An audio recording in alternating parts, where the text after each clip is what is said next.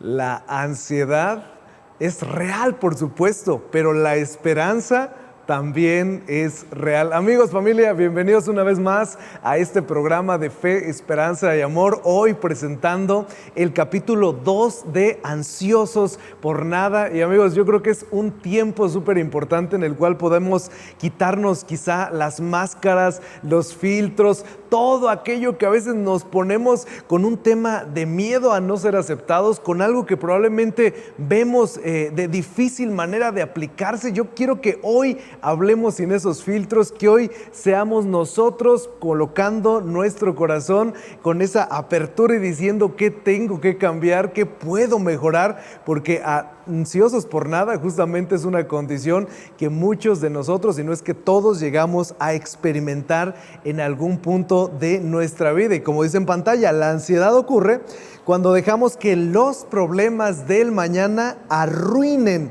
el día de hoy. Y presta atención a esa palabra, los problemas. ¿Quién de nosotros puede levantar la mano y decir, yo no tengo problemas, yo no tengo dudas existenciales, yo no tengo incógnitas las cuales pues a veces me roban noches de sueño? Problemas probablemente podríamos mencionar respecto a identidad. ¿Cuál es mi papel en este mundo? ¿Mi vida es parte de algo? ¿Soy necesario para algo? ¿O sencillamente estoy consumiendo oxígeno? Algunas dudas relacionales, problemas relacionales, ¿por qué no decirlo de esa manera? Problemas en donde nos cuesta conectarnos con más personas y ¿por qué no hablar incluso acerca de problemas financieros? Cuando de repente llegamos a gastar más de lo que ingresa y de repente tenemos que estar jineteando algunas tarjetas, problemas de todo tipo. Hay una serie de condiciones que tocan nuestra puerta y que mueven nuestra estabilidad y que esto termina robando nuestra tranquilidad. Y antes de avanzar en este tema de ansiosos por nada, yo quisiera decirte una cosa y que es una aclaración. No hay nada de malo, en estar preparados por el mañana. Hablando particularmente de alguien que tiene su agenda de trabajo, que tiene que entregar un proyecto, estamos llegando a fin de mes y bueno, tiene que ver con una sana preocupación en algo que se tiene que hacer, en algo que se tiene que entregar, una sana preocupación respecto a lo que tenemos que comer, cómo nos vamos a alimentar, qué es lo que vamos a llevar a la mesa y que eso al final del día es algo muy normal. El problema, aquí el detalle, el problema radica en que eso puede llegar a apoderarse de nuestra vida. Cuando la ansiedad, cuando la preocupación toman el primer lugar en nuestros días, en nuestras mañanas, tardes y noches, comenzamos a drenar esa energía porque la ansiedad, por supuesto que es parte de tu vida, pero no debe apoderarse de tu vida, porque la ansiedad es un pésimo combustible para hacer la vida. La ansiedad es un pésimo combustible para sostener relaciones, para tener una condición de salud emocional, de salud financiera, de salud espiritual. Y mira, te voy a poner un gran ejemplo. Resulta que una persona mueve una maceta y en esa maceta, bueno, a la hora de mover la maceta se da cuenta que ahí había una araña de esas violinistas. Se preocupa muchísimo e inmediatamente el sentido es cuidado.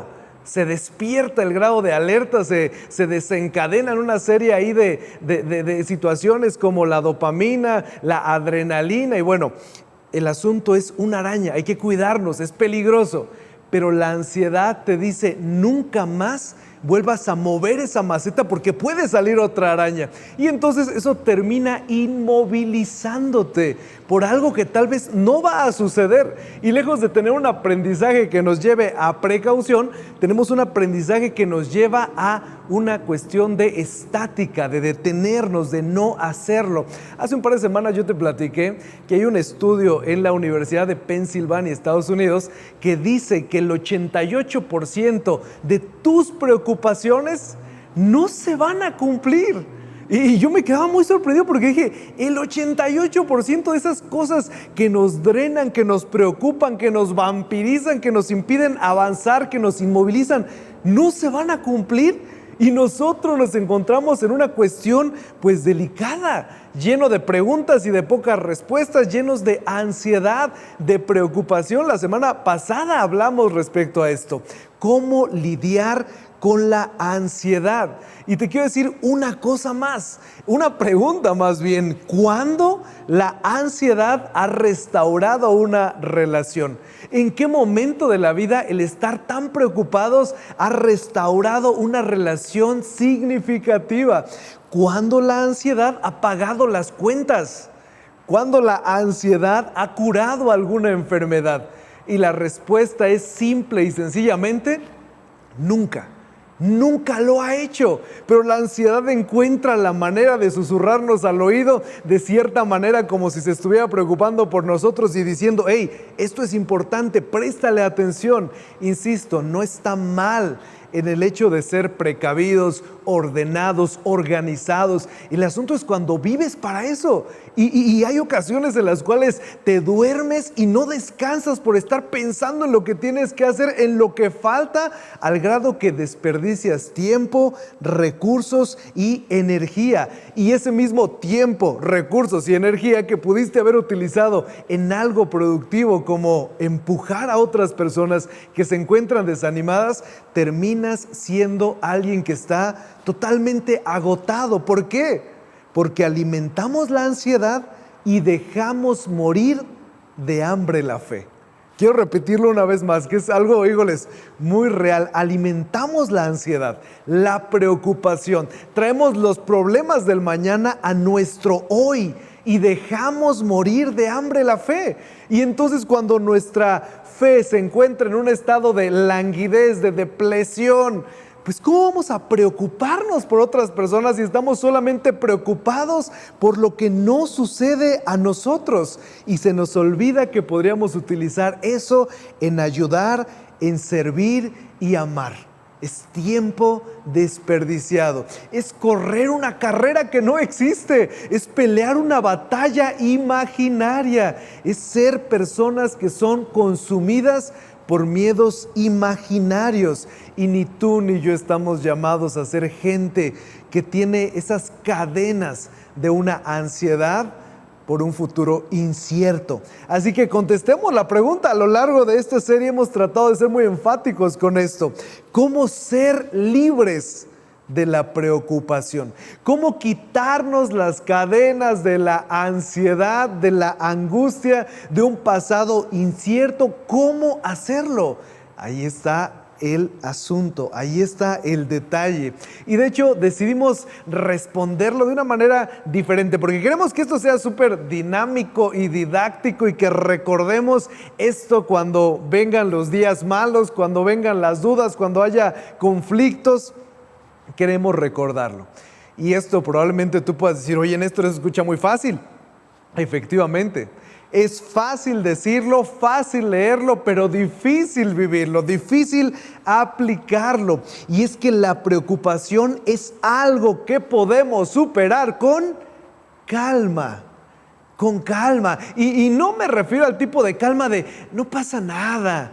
No hay ningún conflicto en acelerarnos, vamos despacito. No me refiero a ese tipo de calma, me refiero a la calma que encontramos cuando comprendemos quién está manejando nuestra nave, nuestro barco llamado vida. ¿Quién está tomando el timón? Es esa calma que podamos nosotros encontrar. Y la calma, familia, amigos, la calma es una decisión. La calma no es algo que va a aparecer por ósmosis y que va a ser como que ya inundó nuestra vida y estamos bien. No, la calma es una decisión que tenemos que tomar todos los días. Y decidimos agregar en esta palabra calma, más bien desglosar, desmenuzar esta palabra, agregando a cada letra como un acróstico, una frase que podamos llevarnos. Por eso te decía al principio que si tú te perdiste el capítulo 1 de Ansiosos por Nada, desplázate por favor a nuestra página oficial de YouTube o aquí mismo en Facebook y vas a ver un poquito más respecto a esta primer letra C, la cual lleva aquí la frase: celebra a Dios y su bondad. Básicamente, como nos lo dice el apóstol Pablo, regocijaos en el Señor siempre. No cuando va bien solamente, no cuando va mal solamente, no cuando hay dudas, preguntas sin respuestas, siempre. En pocas palabras y para hacerlo así muy claro, tenemos que aprender a ser adoradores en medio del dolor y en medio de las dudas también. Y esto es muy complicado, ser adoradores cuando no vemos el siguiente escalón, cuando todo está nublado, cuando parece que vamos en medio de un túnel y que no vemos por ningún lugar que vaya a concluir o salir de ese lugar. Y Dios nos invita a que le amemos, a que le adoremos, a que le sirvamos, aun cuando haya un futuro incierto. Aunque no sepamos hacia dónde nos va a llevar ese punto que Dios ha fincado, pero que Él dice: yo estoy contigo, yo no te he dejado, yo no te he abandonado, eres importante para mí. Así que, sesión número 1, celebra a Dios y su bondad. Primer letra de calma, la C. Vamos ahora, y en esto vamos a tomar unos minutos para hablar respecto a la letra A que aparece en tu pantalla. La letra A lleva la frase: apela a Dios por ayuda.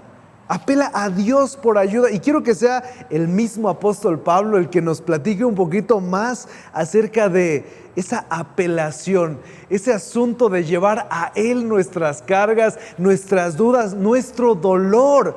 Como te dije al principio, sin filtros, sin máscaras, sin adornos, de una manera real, honesta y transparente. Fíjate qué es lo que está diciendo el apóstol Pablo a la iglesia que se encuentra en Filipos, a la gente que se encuentra en ese lugar, y se los va a decir de una manera magistral y categórica que creo que para nosotros debe de ser un ancla y que podríamos descansar con esto cuando el futuro sea incierto y doloroso también. Fíjate nada más, esto lo podríamos colgar en una parte de nuestra casa. Él dice la siguiente frase, dice lo siguiente: no se preocupen por nada, y nada es nada. Más bien, en toda ocasión, atención, en la mañana, en la tarde, en la noche, en toda ocasión, con oración y ruego, presenten sus peticiones a Dios y denle gracias. Pablo nos está diciendo que nos consolemos primero que nada en saber quién es Dios, en ese Dios misericordioso, en ese Dios amoroso, en ese Dios poderoso, y no solamente eso, en ese Dios que está cerca, en ese Dios que no es un Dios distante e indiferente ante lo que estamos atravesando, en ese Dios que es un Dios cercano. Y ahora en este versículo Pablo nos está llamando a la acción. Pero aquí hay un punto bien interesante, y ese punto quise remarcarlo ahí de color amarillo, porque ahí dice: presenten sus peticiones a Dios y denle gracias. Y detengámonos un poquito, abramos un paréntesis aquí. Presenten sus peticiones a Dios y denle gracias, pero ahí no dice: preséntenle sus peticiones a Dios y cuando Él lo responda como tú querías, cuando tú querías, en donde tú querías, ahora sí dale gracias a Dios. No, Él dice: incluso antes de tener la respuesta, tú tienes que aprender a agradecer. Porque, ¿sabes? Nuestra vida es más ligera, es más liviana cuando confiamos que el que maneja el universo maneja nuestra vida también. Aprendemos a descansar. Los problemas no son iguales que todos. Fíjate, un estudio más en otra universidad en Estados Unidos, este estudio sistematizado habló respecto a cómo las personas que se encontraban en una condición, en una patología crónico-degenerativa, que se encontraban internadas en un hospital, la gente que oraba todos los días, resulta que tenían una mejor calidad de vida, y no solamente eso, más años de vida que gente con una patología semejante, con una enfermedad semejante a ellos, con una evolución semejante a ellos, pero que salían adelante, a diferencia que la gente que no estaba orando. También un estudio más reveló que la gente que oraba constantemente tenía una situación de resiliencia mayor a la gente que nunca oraba. Tenían más tranquilidad, tenían menos culpa y tenían más descanso que la gente que no lo estaba haciendo. O sea, ¿te das cuenta cómo el hecho de presentar esas peticiones a Dios y darle gracias tiene un peso significativo y valioso en nuestra vida y en nuestros días? Y es que orar es conectar lo imposible con lo eterno. Apréndete esta frase. Cuando oramos, conectamos lo imposible con lo eterno. Lo imposible, lo que tú y yo no podemos hacer. Cuando estamos desgastados, cansados, angustiados, afanados y le decimos, Señor, si no es contigo, yo no voy a llegar a ningún lugar. Si no es entre tus brazos, yo no voy a encontrar descanso, consuelo, propósito ni significado. Y en consecuencia, amigos, familia, la paz ocurrirá, porque la paz ocurre cuando la gente ora. Exactamente, te digo algo, Dios quiere que oremos en todo momento y no solamente eso, quiere que le presentemos las grandes cosas que nos preocupan y las pequeñas cosas que también nos preocupan.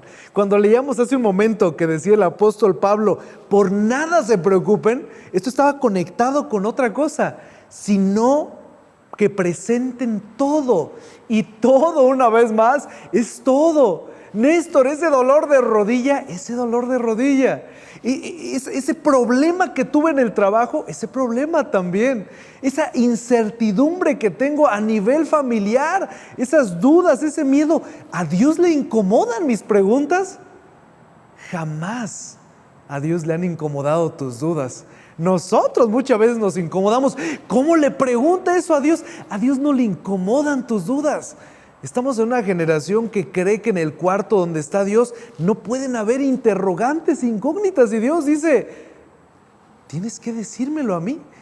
Porque lo interesante es que nuestras buenas preguntas, nuestras mejores preguntas merecen mejores respuestas.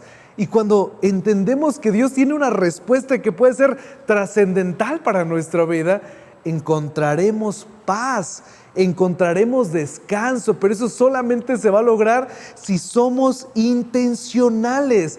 Claro que a Dios le importan las cosas grandes, las cosas pequeñas. ¿Y sabes por qué le importan?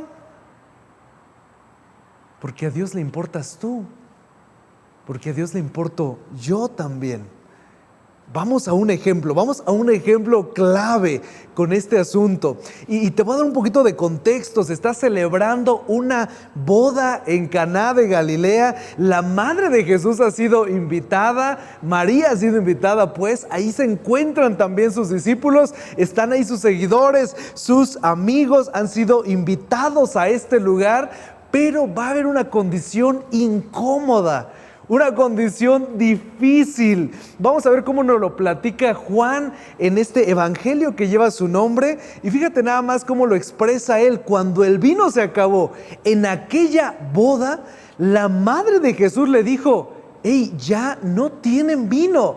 Paréntesis, las bodas no eran como las bodas que conocemos hoy en día, No eran esas bodas que de 2 a 8 de la noche, de 2 a 11, 12 de la noche se acabó el payaso de rodeo, sacaron los chilaquiles, sacaron la maruchan. No eran, y hasta la próxima, no eran así esas bodas. Estas bodas llegaban a durar hasta 7 días. Y no solo eso, esas bodas habitualmente eran bodas que estaban arregladas. Bodas arregladas en el sentido de que la familia del esposo y la familia de la esposa se ponían de acuerdo por tierras, por ganado, por algo que pudieran compartir y generar mayor riqueza familiar. Así que era muy interesante porque estas bodas eran un símbolo también de agradecimiento, pero también de reconocimiento y de estatus. Entonces imagínate nada más, no es cualquier evento, es una boda que va a unir no solamente a 2 personas, sino a 2 familias y el novio, que tenía que ser consciente de lo que ameritaba la magnitud de esa celebración. Caramba, que no hizo bien los cálculos y se terminó el vino. ¿Te imaginas? La reputación de la familia, no solo del novio, la reputación de la familia. Y yo no sé si María era amiga de la familia del novio, no lo sé, pero ahí están ellos. Y ella sabe quién es su hijo, ella sabe quién es Jesús y lo que es capaz de hacer. Y voltea y le dice, ya no tienen vino.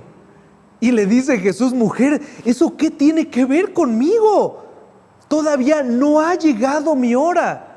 Y su madre dijo a los sirvientes, esa parte me encanta, ¿no? Porque voltea a ver a los sirvientes como de, yo sé que lo puedes hacer. Y les dice, hagan lo que Él les ordene. Tal vez has escuchado la historia. En ese punto Jesús manda a traer una cantidad de tinajas de agua y hace un milagro de convertir el agua en vino. Y entonces se acercan algunos familiares a decirle al novio y decirle, oye, ¿cómo es posible? A las bodas en las que hemos estado, normalmente la gente da el mejor vino al principio y el vino más malo hasta el final. Y tú estás haciendo lo opuesto. Estás guardando el mejor vino para el final. No era cualquier vino. Y este punto es algo tan increíble porque Jesús está salvando la reputación del novio y de la familia. Pregunta, ¿por qué Jesús accedió a la petición de María? Nadie se estaba muriendo, no era una emergencia como tal. Y lo hizo, ¿sabes por qué? Porque a María le importaba. Porque era algo que podríamos pensar que es pequeño. Porque a Jesús le importan también las pequeñas cosas.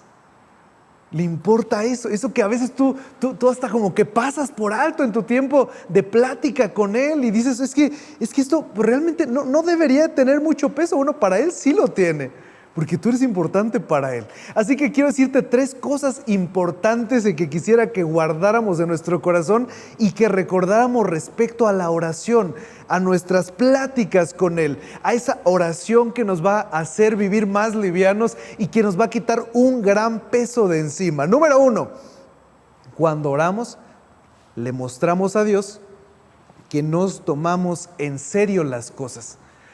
Tal vez en alguna ocasión has estado con un amigo. Bueno, te pongo este panorama. Tienes un amigo que acaba de comprar un asador y te dice, hey amigo, a ver qué día vas a la casa y nos hacemos una carnita asada y comemos ahí en la casa todos juntos, ¿no?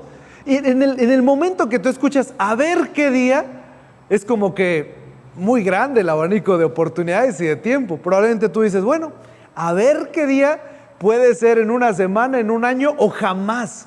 A ver qué día, pero sería muy diferente si tú le dijeras, amigo, compré un asador nuevo y quisiera estrenarlo, llega a la casa el sábado a las 3 de la tarde, tráete a tu familia, nada más tráete un postrecito y vamos a convivir juntos. Eso sí es ser intencional, eso sí es ser específico y pasa exactamente lo mismo con Dios. Cuando somos específicos con Él, cuando abrimos nuestro corazón sin tantas limitantes, ideas, formas, frases estructuradas, podemos tomar en serio las cosas también.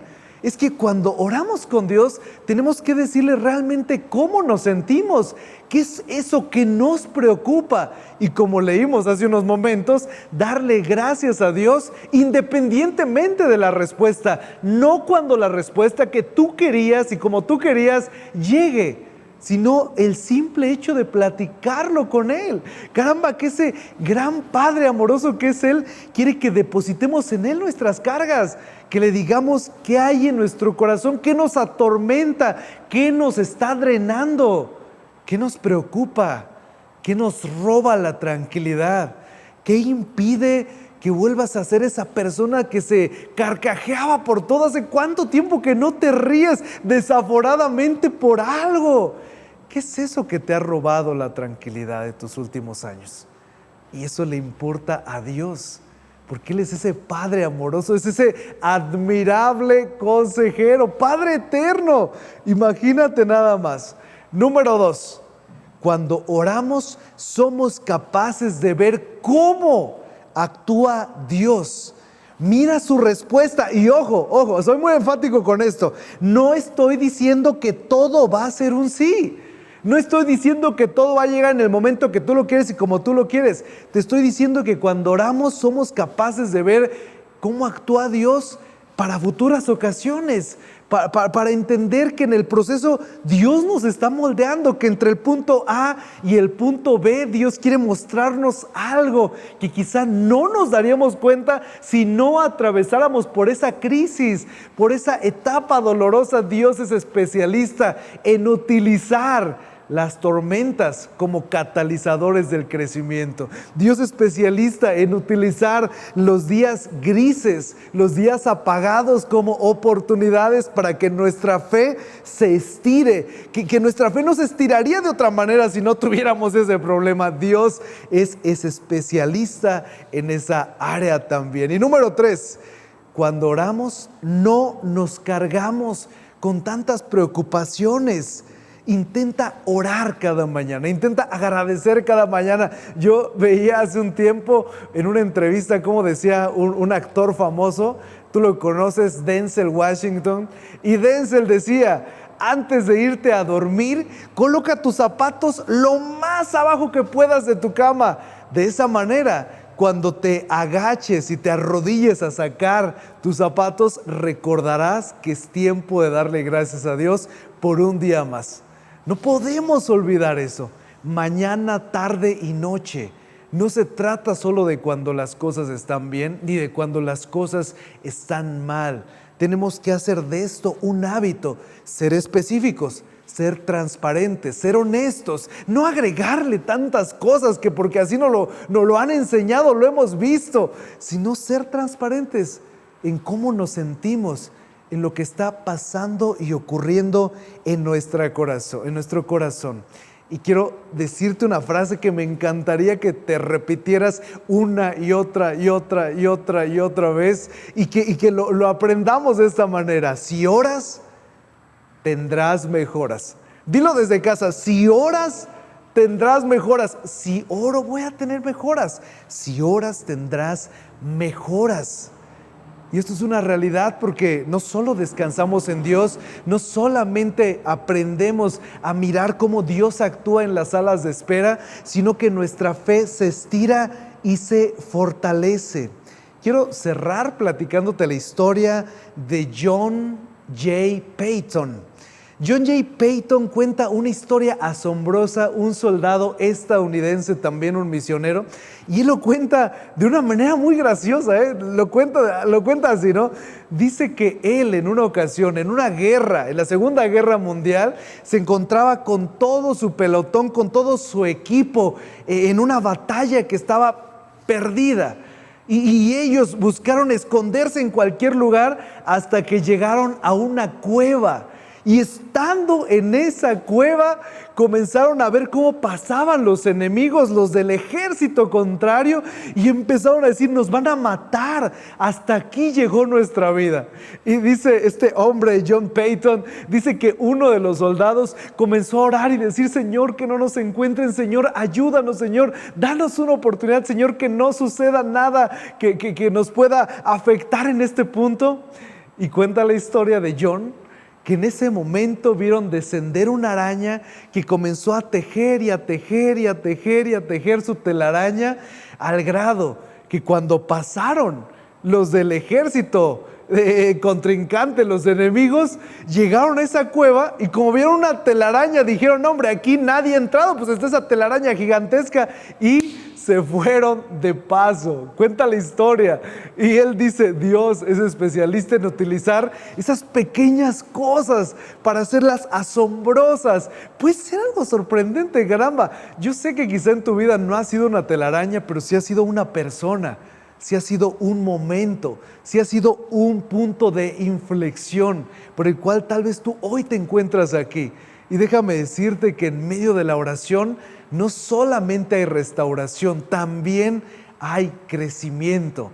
Yo no sé si está preparada una telaraña para tu vida en esta noche. No sé en dónde te encuentres, tal vez cansado, agobiado, estresado, pero Dios dice: venid a mí, todos los que estáis trabajados y cargados, y yo los haré descansar. No tenemos que vivir ansiosos por nada. No estamos llamados a perseguir el viento ni a correr una carrera inexistente. Estamos llamados a conectarnos con Él a través de la oración, a través de esa transparencia, decirle, Señor, aquí estoy. Estas cargas no quiero llevarlas. Quiero depositarlas en ti y quiero que en el camino de ese cambio yo pueda ir siendo transformado. Y entiendo que necesito depender más de ti. No quiero vivir ansioso por nada. ¿Qué te parece si oramos? Me encantaría que juntos platicáramos con Él, no con mis palabras, con las tuyas, y que justamente le dijéramos eso que hay en nuestro corazón. Señor, gracias porque nos muestras que no tenemos que preocuparnos por nada, entendiendo que tú estás al control de todo.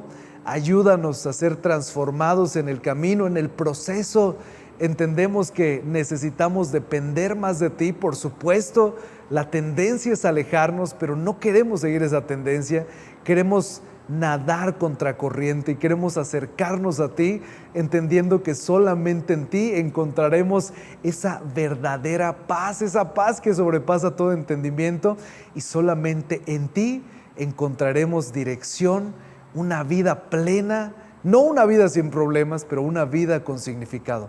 Te amamos, Señor. Te pido que bendigas estas decisiones que estamos tomando en esta noche y que todo esto sea para una vida de construcción. Gracias, Padre, en el nombre de Jesús. Amén.